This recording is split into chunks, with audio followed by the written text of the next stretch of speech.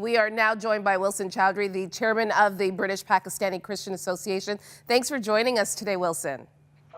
Thank you for the invite today. So you've been quite close to this case. Tell me what you know. Well, we've been aware for quite some time that Asia Bibi and her family would be moving to Canada. We were restricted on how much we could share with wider public, especially media, because of concerns for her safety. But this has always been the final destination. The two daughters were in Canada since December, while I was there myself in December. And now the family will be reunited, which will be a really special occasion for them. I think it needs to be understood that they've not had a proper family life for over 10 years now. And so we understand that both of her daughters have been here in Canada. Do you know roughly how long they've been in the country?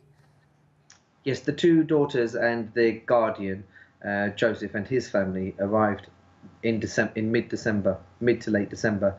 And obviously since then, there's been proposed dates for Asia Bibi to join them, which have been cancelled for various different reasons. I see.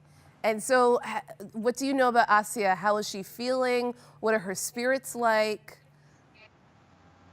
Well, I speak to the husband regularly on a daily basis. So Ashik Masih has been quite open about the fact the family are looking, in confidence to their future in Canada. Obviously, they've had this awful transition, this awful time in Pakistan over the last 10 years, where they have severe pariah status.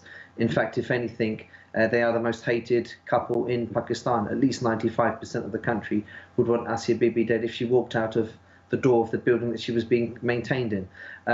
So, of course, this is a chance for a release, for freedom, for security, and a chance to, again, have a wonderful family life. Now, something they haven't experienced for so long.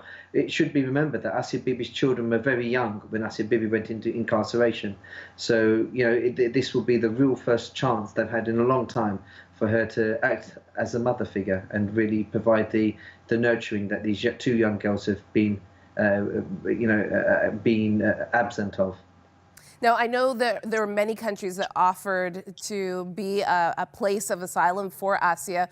Do you know why Canada was chosen? There weren't so many countries that offered asylum to Asia. I mean, that was one of the reasons why Canada would have been the final destination. However, don't get me wrong, Canada was definitely one of the top countries that the family wanted to go to. They wanted to go to an English-speaking nation.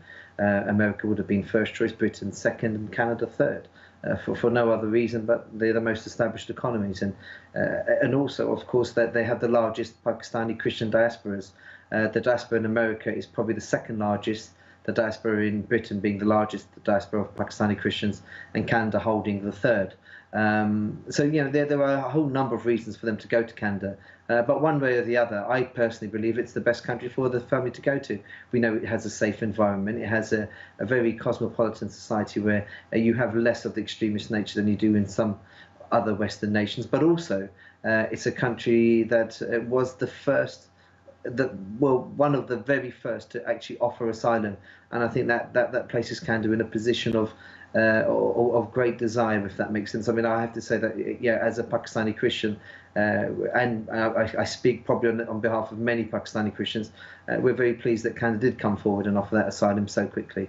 Absolutely. We are also happy that she is now calling this country home. Thank you so much, Wilson, for your time today.